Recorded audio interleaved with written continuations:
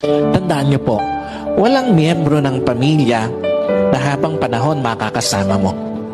Walang asawa na habang panahon makakasama mo.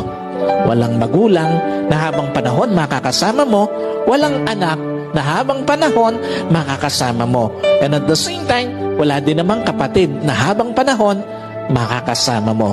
Meron lang itinakdang panahon ang Diyos para makasama sila sa buhay mo.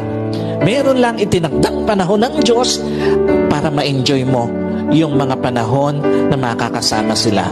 Bawat panahong kasama ang pamilya, pahiram ng Diyos.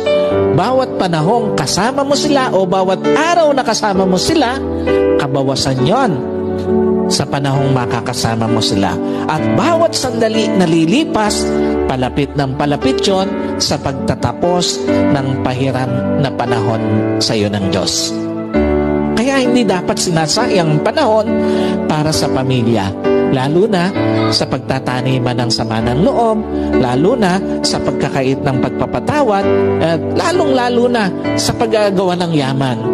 Napakawalang kwenta ng mga bagay na minsan hinahayaan natin na sayangin yung panahon na dapat kasama natin ang pamilya natin.